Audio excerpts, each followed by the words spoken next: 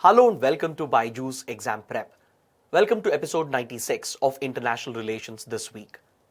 Under this series, every Wednesday at 8 p.m., we have been covering important international developments that have a bearing on India's national interests.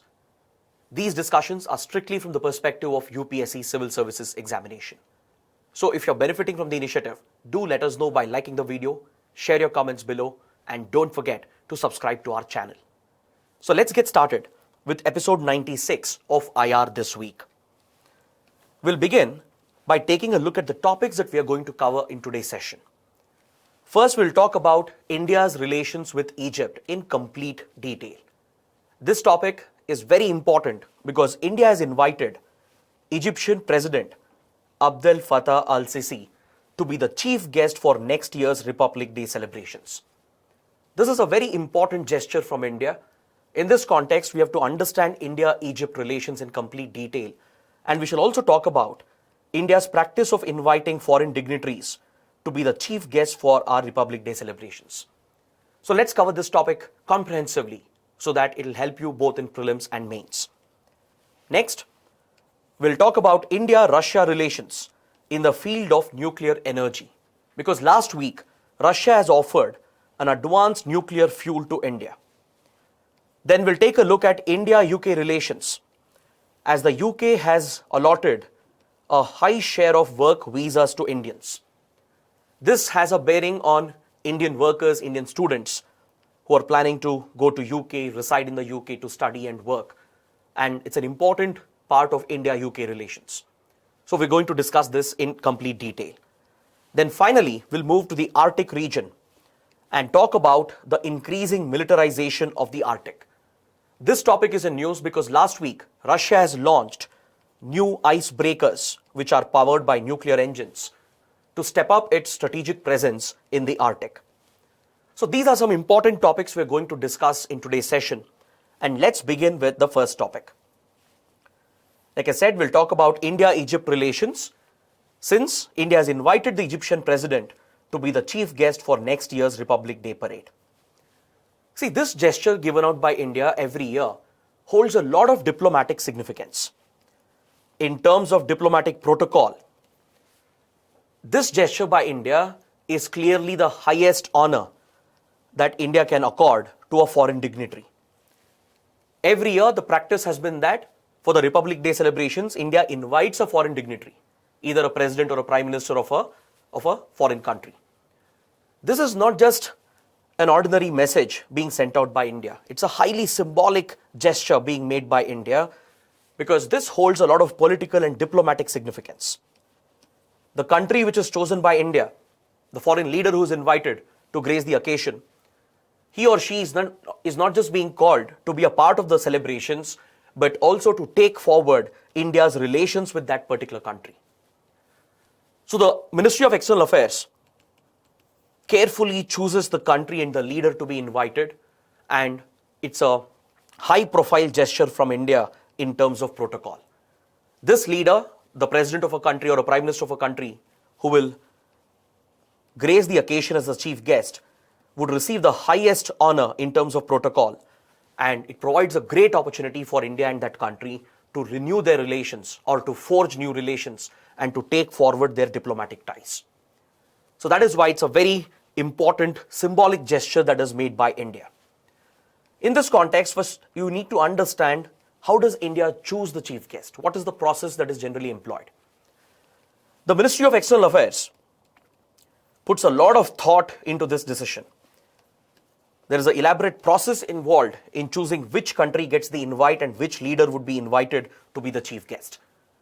Over the years, we have had presidents from US, European countries, prime ministers from various countries, including small developing nations as well. We have invited leaders of Russia, Brazil, South Africa.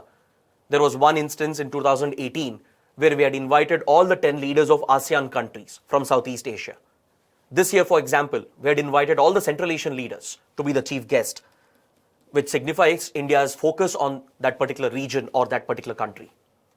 We have even invited leaders from small countries as well in Africa, Asia, and the Pacific Islands region. So the MEA puts a lot of thought into this decision, And after obtaining the approval of the Prime Minister and the President, the MEA creates a shortlist. It will shortlist a few countries and a few leaders and discreetly approaches them, because a formal invite is not immediately sent out. Discreetly, the MEA will approach the respective leaders and the shortlisted countries to check whether the leader is available on that particular date, and also to work out the modalities of the visit, because such a high profile visit will involve a lot of planning, logistics, etc. Also in terms of diplomatic negotiations, agreements to be signed, a lot of things will have to be worked out. So the MEA will create a shortlist first and will discreetly approach those countries and the leaders. And once a country and a leader is finalized, it is finally approved by the PM and the President, and then the formal invite is sent out. So while shortlisting these countries and finally picking the one country and the leader to be invited, the MEA takes into account India's relations with that country, the political ties we have with that nation, the economic relations, the strategic defense relations, or if you are looking to sign any new agreements, if there are any new initiatives that India has planned with that country, or if India wants to revive an old relationship which has been neglected. So for these reasons, India could pick a particular country and invite that leader to be the chief guest at our Republic Day celebrations. There have been instances where the invite has been sent out on ideological grounds as well, especially during the Cold War period, when India was still non-aligned, when India was committed to the non-aligned movement. India would look at the inclination of the other country as well, whether the country was aligned with the Western power bloc led by US, or was it aligned with the Soviet power bloc, or was it non-aligned. So based on these considerations as well, the MEA has invited leaders from other countries. So essentially, the primary factor here is India's interests. Based on India's diplomatic interests, a certain country is chosen and the leader of that country is invited to be the chief guest at this high-profile event. So like I said, it's a highly symbolic gesture that India is sending out, and it essentially means for the next 1 year, India would prioritize its ties with that particular country. So for the next year, that is 2023, India has chosen Egypt, and hence Egypt's president has been invited formally, and that is the reason why we have to study India-Egypt relations in slight detail. The topic is very important for your prelims and mains, because this year, that is 2022, marks the 75th anniversary of establishment of diplomatic relations between India and Egypt. In fact, after India became independent in 1947, on the 15th of August, Egypt was one of the first countries to recognize India and establish official diplomatic ties with India. Within 3 days, on the 18th of August, Egypt became one of the first countries to recognize India as a new independent nation. The then leaders of both India and Egypt, Jawaharlal Nehru and Gamal Abdel Nasser, you can see both of them in the image here. They both were ideologically very close to each other. They both shared a personal equation with each other, and they laid the foundation for a historic relationship between the two countries by signing the Friendship Treaty in 1955. In fact, India and Egypt, as civilizations, they also share a very ancient and a very close cultural relationship as well. They both constitute one of the world's oldest civilizations. On the banks of the Nile River and on the banks of the Indus, two of the greatest civilizations took birth thousands of years ago. That is the Egyptian civilization and the Indian civilization, respectively. The two civilizations did have some contact. There were economic relations, cultural relations dating back to the ancient medieval times. But what is of importance is the modern relations that have developed and how it is inspired by the historical relationship. So with the signing of this Friendship Treaty, India-Egypt became very close partners. They both shared the same approach against colonization. They supported decolonization in many European colonies. They started working together at the United Nations. And very soon, India, along with Egypt and few other like-minded countries, such as Indonesia, then Ghana and the erstwhile state of Yugoslavia. These 5 countries and their respective leaders, who are ideologically similar, they came together to establish the non-aligned movement in 1961. This was the heights of the Cold War, where the world was divided between the American power bloc and the Soviet power bloc. So in the middle of the Cold War, these countries, they founded a new ideology that is non-aligned. And India gave leadership to this movement along with Egypt and these other countries. At the Bandung Conference of 1955, they laid the foundation of a non-aligned movement, and it was formally established in 1961. So since then, India and Egypt have shared very, very close relations. Today, our economic relations have really improved, and today this is one of the focus areas for both the countries. Please don't forget, Egypt is an African country located in North Africa. I'll show you the map as well later. And it borders West Asia, that too in a very volatile, sensitive region. The Sinai Desert or the Sinai Peninsula of Egypt, it borders Israel. It's very close to the Gaza Strip of Palestine. The conflict hit Palestinian territory, and Egypt has played a role in the Israel-Palestine conflict as well. So Egypt occupies a strategic location in North Africa. It shares borders with the volatile West Asia region. So economic and strategic and defense relations with this country is of great importance for India. In the last few years especially, the trade volume has started increasing. It happens to be one of the important trading partners for India in the African continent. And in the last couple of years, trade has jumped by nearly 75%. It has jumped to almost $7 billion. Egypt exports a lot of raw materials to India, including fertilizers. It exports a few agricultural commodities as well, and other precious raw materials which are much needed for the Indian industry. India also exports a lot of items to Egypt, including food, agricultural commodities, then petrochemical products which are processed in Indian refineries, engineering equipment, etc. So we both have a decent and a healthy trading relationship, and we want to build upon this. We also have very close soft power relations, very close cultural ties as well. There are a number of Indians working in Egypt, settled in Egypt. We also share very close cultural ties. We are trying to build upon the ancient civilizational ties that we share with Egypt. Plus, we have extended a number of development initiatives towards Egypt. For example, the MEA runs a program called ITEC, the Indian Technical and Economic Cooperation, through which India helps in training, capacity building. We provide scholarships as well to students of other countries. So Egypt is one of the beneficiaries of India's ITEC program. Egypt is also a beneficiary of the Pan-African E-Network project, which is an Indian initiative to help African nations. This initiative was conceptualized by then President APJ Abdul Kalam. Based on his idea, the MEA has put in place this ambitious soft power initiative, developmental initiative, to provide telemedicine and tele-education services to poor African nations via Indian satellites and Indian communication networks.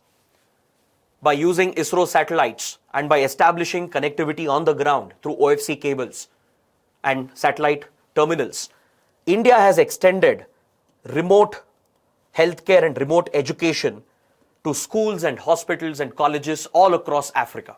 Multiple African countries benefit from the ambitious Pan-African E-Network project. So Egypt is also one of the beneficiaries. Egypt is a key power in the African Union, with which India works very closely, and Egypt has played an important role in ensuring the success of the India-Africa Forum Summit, which was started by then Prime Minister Manmohan Singh. So that is one reason why Egypt is so important to India. One recent development in the economic domain is that Egypt is very eager to procure wheat from India, especially after the Russia-Ukraine conflict broke out. Because see, Egypt is a major consumer of wheat. You can see here in this chart, Egypt is one of the top wheat importing nations in the world. But I hope you know that most of the wheat supplies were coming from Russia and Ukraine. Nearly 80% of Egypt's wheat imports were being met by Russia and Ukraine.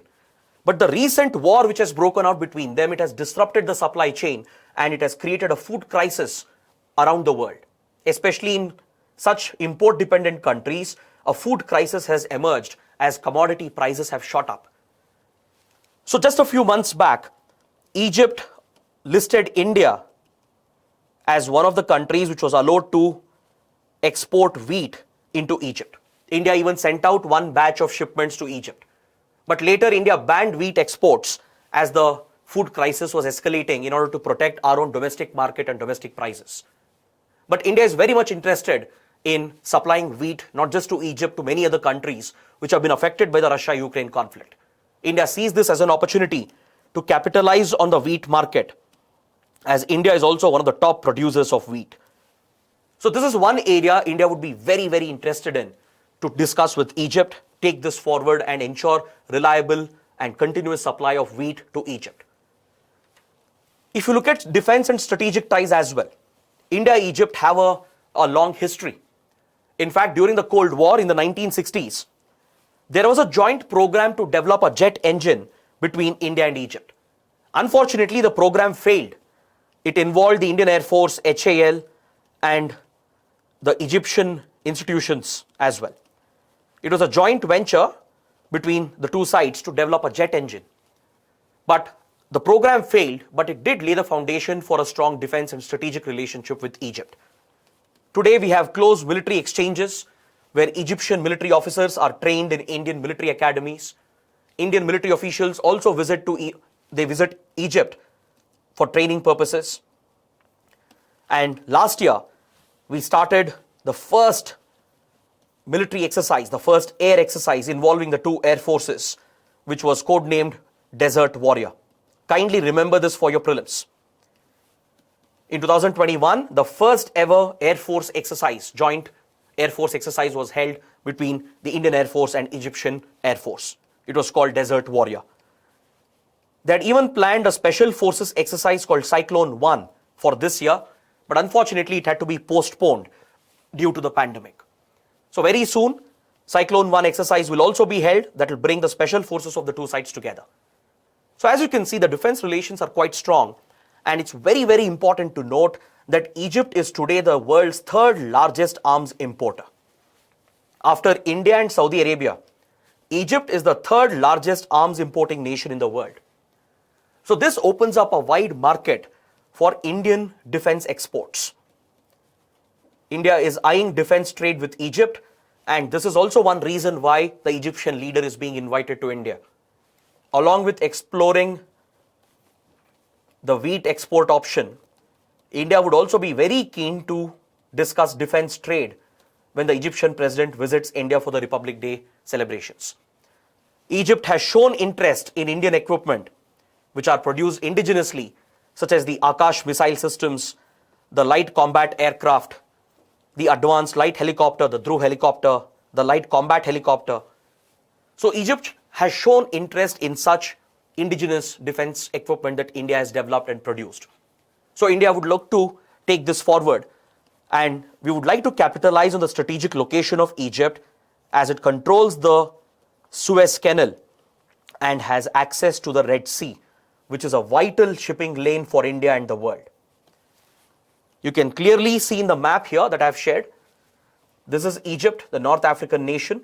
This is the West Asia region. This is the Sinai Peninsula, you can see here.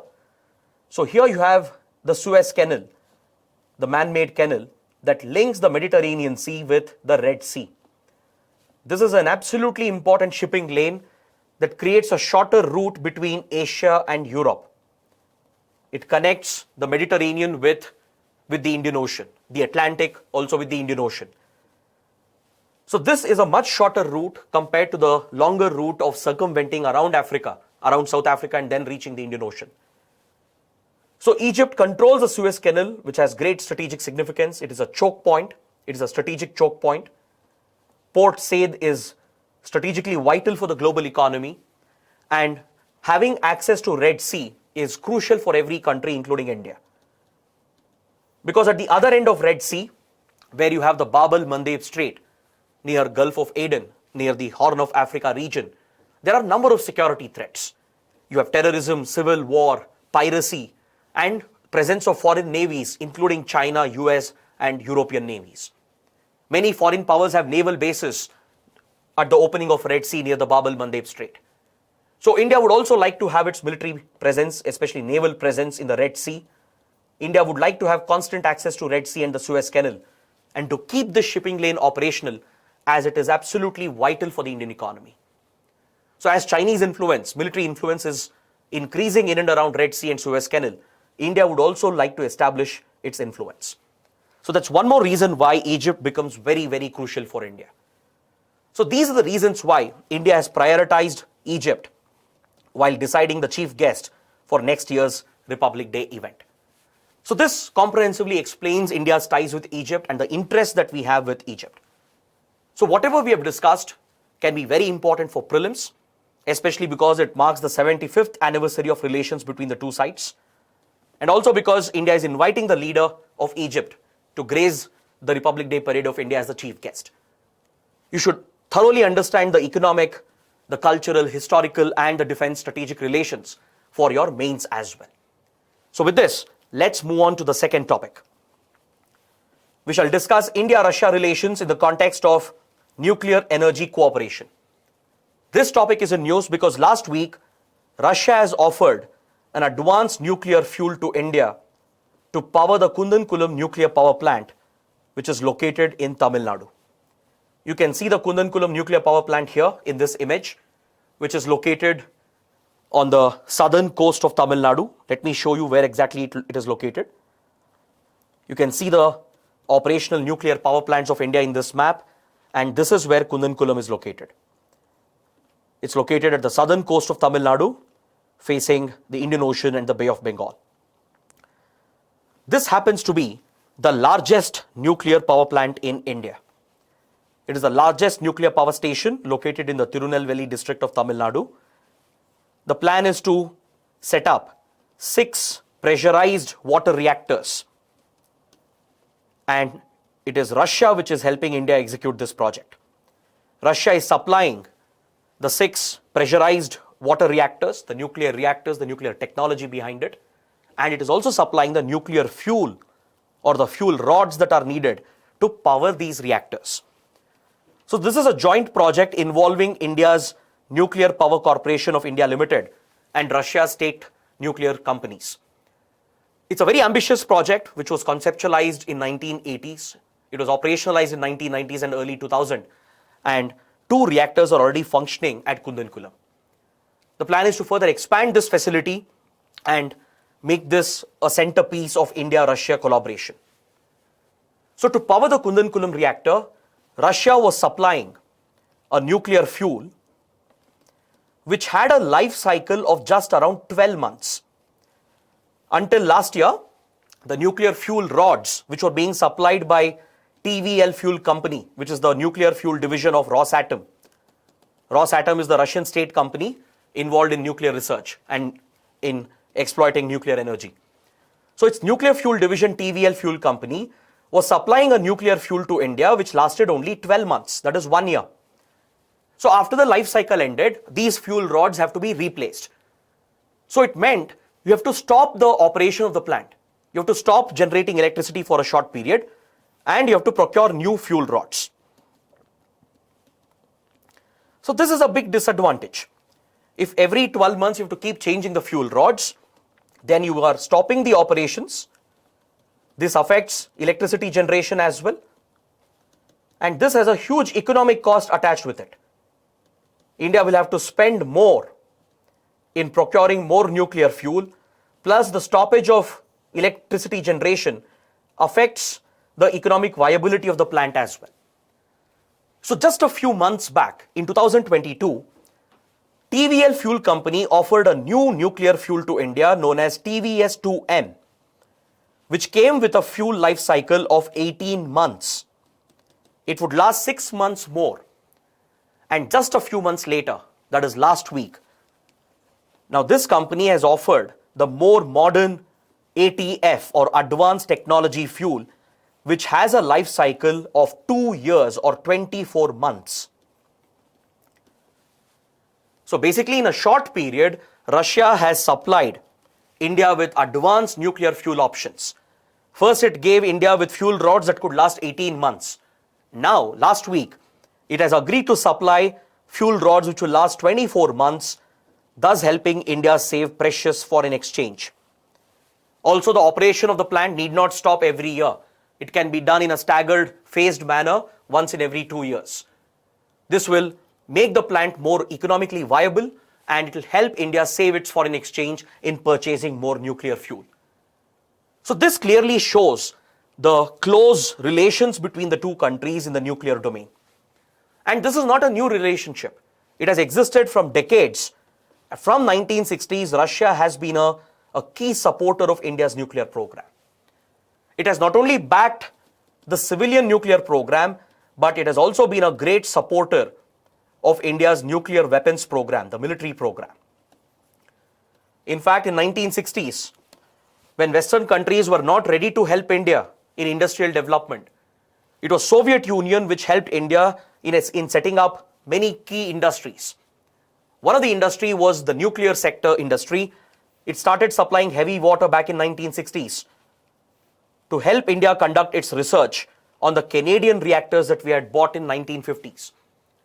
Then throughout 1970s, 80s and 1990s, Soviet Union continued backing not just India's nuclear program, but also space program.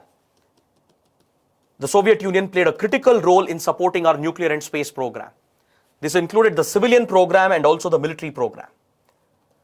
Even when India was facing nuclear isolation, when the Western countries had isolated India, as India had not signed non-proliferation treaty, and they were treating India as a nuclear rogue state, it was Soviet Union which continued backing India with technology, fuel, and diplomatic support that was needed to help India pursue its nuclear program. In fact, when India finally tested nuclear weapons, especially the second Pokhran test in 1998, Russia was one of the few major powers which did not criticize India's nuclear weapons program.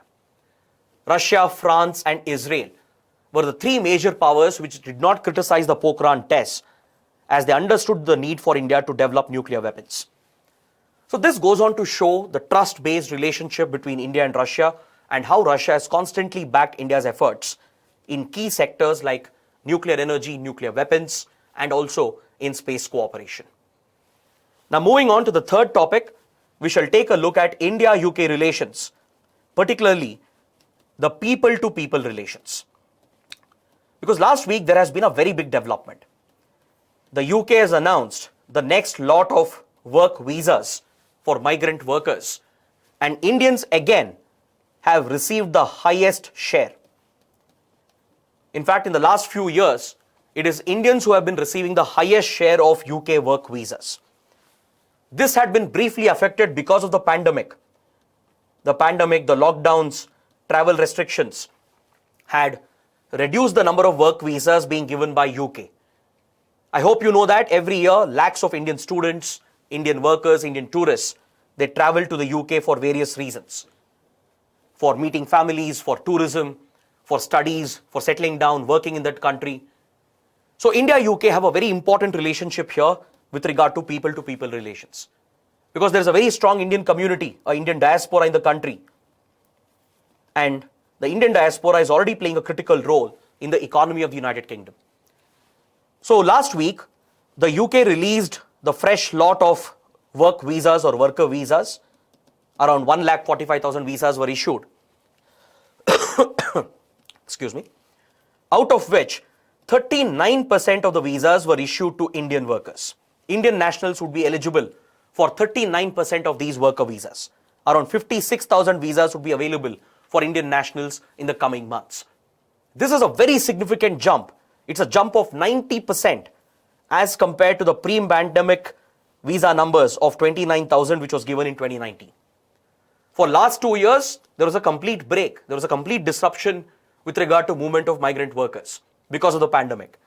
But compared to 2019 numbers, that is pre-pandemic numbers, this is a 90% jump in the number of worker visas given to Indian nationals. Amongst these worker visas, skilled workers are going to benefit. And again, it is India which is at the top. India has received 33% of the skilled worker visas, whereas US is the second largest beneficiary, which has received only 6% of the skilled worker visas. That goes on to show the contribution of Indian professionals, Indian skilled labor to the economy of UK. Indian doctors, engineers, software engineers especially, then researchers from India, lawyers, right? These skilled workers, they travel to UK in large numbers, work in the country, even settle down in the country. So Indian professionals are making a very big contribution to UK's economy, and it is directly reflected in the high number of skilled worker visas which are allotted to Indians. This will benefit the students as well. The UK has granted nearly 1,27,000 student visas to Indian students compared to around 93,000 which was given in 2019. This is a big jump compared to the pre-pandemic visas that were issued. And now India has overtaken Chinese students. India has overtaken China as the largest nationality which was issued sponsored study visas in the UK. Until recently, it was Chinese students who were going to UK in large numbers. But now India has overtaken China as the largest beneficiary of the student visa program. The new Prime Minister, Rishi Sunak, has also approved the operationalization of the Youth Mobility Partnership Scheme, which is a very important component of India-UK relations. Recently, that is last year, India and UK had signed Migration and Mobility Partnership Agreement, or MMP agreement. Under this agreement, the Migration and Mobility Partnership, they had agreed for a youth professional exchange program. Under this initiative, 3,000 Indians and 3,000 British nationals who are young, who are in the prime of their age, they would be allowed to come to each other country and settle down and work for few years, thus bridging the cultural ties and the economic ties between the two sides. It's a reciprocal arrangement. So under this initiative, which is being launched next year, it is being formally launched from 2023. And the Youth Professional Initiative is one of the key components of Migration and Mobility Partnership. So 3,000 Indian youth will get to visit UK, live there, work there for a few years every year. The same arrangement will be given to British students as well to come to India, study here, work here for a few years. This will boost not just people-to-people relations and cultural ties, it will boost economic relations as well. The reason why UK is opening up to migrant workers, especially from India, and the reason why UK is looking for skilled workers is because the UK labour market is facing a massive shortage. This is the important analysis that you have to remember. The economy of UK has gone through a lot of turmoil and crisis since 2016, especially since Brexit, since Britain exited European Union, and also due to repeated change in government and change in leaders. UK has gone through a lot of political volatility. Its economy is in crisis, and there is a critical crisis in its labour market where there is a shortage of labour. You can see here in this chart, the UK economy is reporting a shortage of 1 million workers. There is a shortage of skilled workers. There is also a shortage, a very large shortage of cheap labour as well, low-cost labour. And India is a right fit in both the categories. Indian nationals can fit both the categories. The semi-skilled Indian workers can take up the low-cost labour, whereas the professionals would be eligible for the skilled worker category. So UK is looking at India as one of the countries which could help the country overcome this crisis in its economy. Estimates show that UK might suffer an economic loss of £30 billion every year due to this massive labour shortage. So to plug the gap, it is opening up towards migrant workers, especially from countries like India, where it can easily get the required talent and the human resource. So that is why this development is very important, especially for your mains. Now coming to the last topic for today, we shall take a look at the Arctic region. We will talk about the increasing militarization in the Arctic, because last week Russia has launched new icebreakers into the Arctic, which are powered by nuclear engines. Last week, on the 22nd of November, Russian President Putin, he launched 2 nuclear-powered icebreakers which have set out towards the Arctic to clear the path for shipping. Russian president said that this development is of strategic importance because Russia is hoping to establish itself as one of the great Arctic powers. It wants to establish its complete dominance, military and economic dominance in the Arctic region.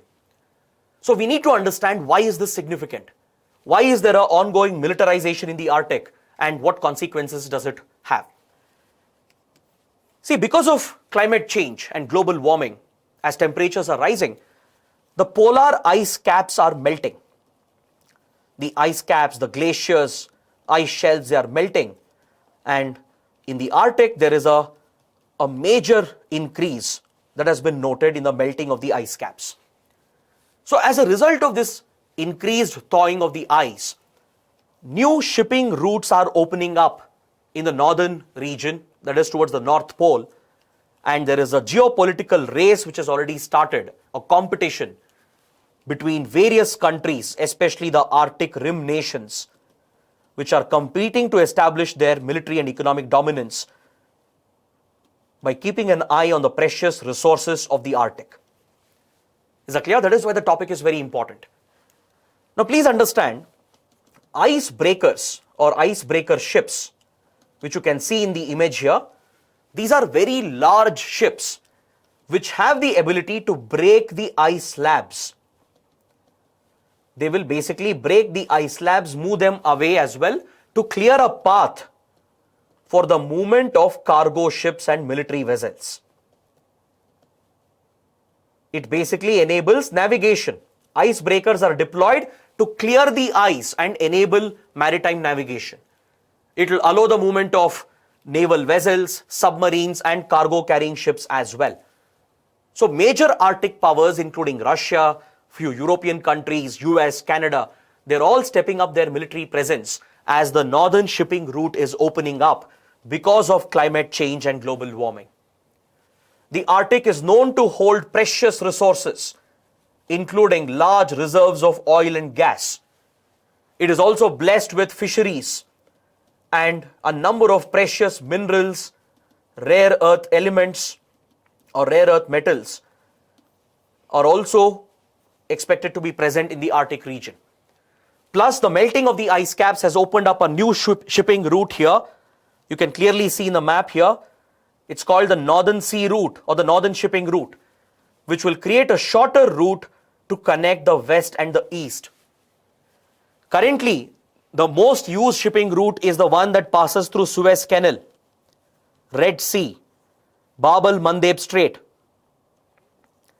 then Indian Ocean here, then Southeast Asia and the Malacca Strait here, South China Sea and the Pacific. This is one of the preferred shipping routes between the west and the east, between Atlantic and the Pacific. But the problem is, this is a much longer route. It will consume more time, the cost of transportation is higher, and hence it's not the most viable route. So the melting of the ice caps in the Arctic, because of climate change, is opening up a new sea route, which is the northern shipping route or the Northern Sea Route. That is why these Arctic Rim countries are rushing to capitalize their presence, to increase their military and economic presence, so they can dominate this entire region. Is that clear? This is where you should be aware of the Rim nations, the Arctic Rim countries. This includes Russia, Finland, Sweden, Norway, Iceland, Canada, and even the United States. These 8 countries constitute the Arctic Rim nations. So they are claiming the resources of the Arctic, and they would like to establish their military and economic dominance in the region. Just take a look at the maps here. It gives you an idea about the increasing militarization of the Arctic. All these Rim nations that I spoke about, all of them have increased their military presence. Be it Canada, be it Denmark, Norway, then Finland, Sweden, Russia, the US. All these Rim countries have upgraded their air force bases and naval bases that are in the Arctic region. They have stepped up their military presence, deploying more ships and submarines, aircrafts and drones in the region, which has led to militarization of the Arctic. Russia in particular, which shares the longest coastline with the Arctic, has stepped up the naval and air force presence and has increasingly stepped up its military operations towards the Arctic. So that is why it's very important to analyze the impact and the consequences of this. So this competition which has begun, this geopolitical competition, it could increase tensions in the region. It could potentially lead to a conflict as well between some of these countries. And more importantly, it has an environmental consequence.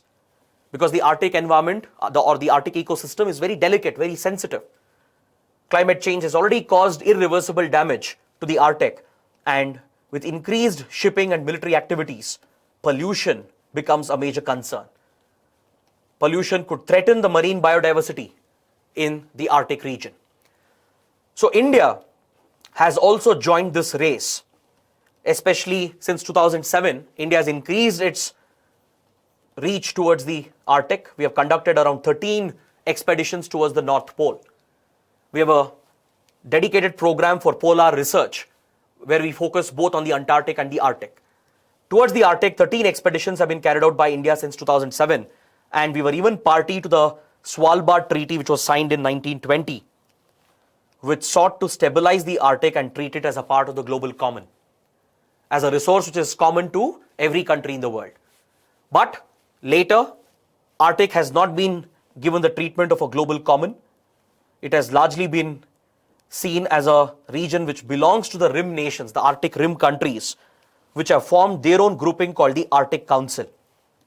The 8 countries which I mentioned, that is US, Russia, then Canada, Denmark, Finland, Norway, Sweden, and Iceland. These 8 countries are the members of the Arctic Council.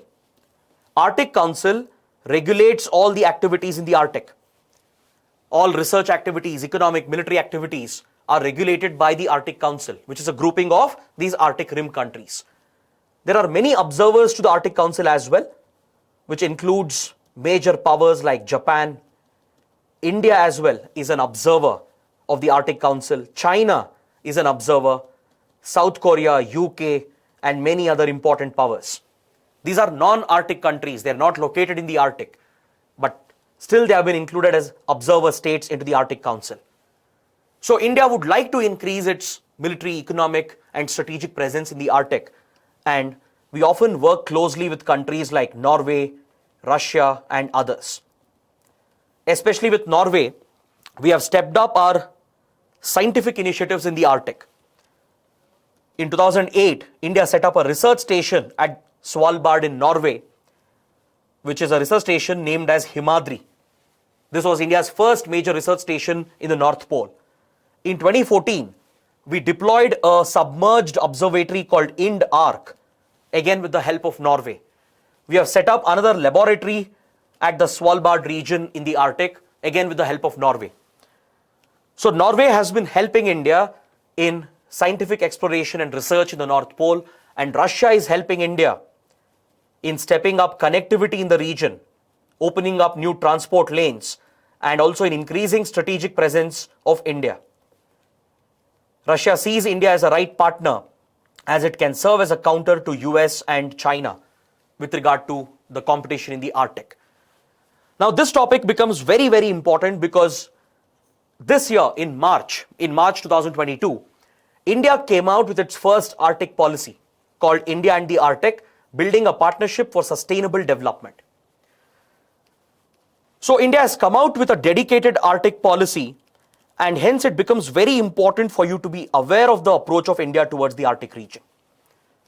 In the Arctic policy, India has identified 6 key pillars, which includes focus on scientific research, climate research and environmental studies, looking at Arctic for promoting human development through sustainable exploitation of Arctic resources, improving transportation and connectivity, mainly through the Northern Sea route.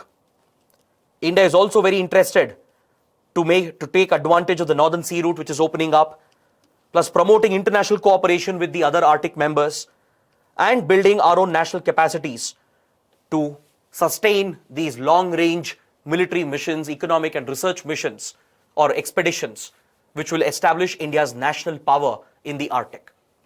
So that is why India is playing a key role as an observer to the Arctic Council. And we work closely with countries like Russia, Norway, even with US and others.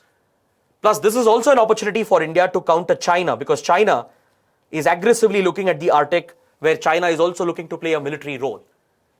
So that is why it's important to understand the growing militarization of the Arctic and its consequences and the impact on India's national interests. So with this, I would like to bring my discussion to an end. I hope it was a fruitful, productive session. Do let me know how the class went by liking the video, share your comments below, and don't forget to subscribe to our channel. Thanks for watching.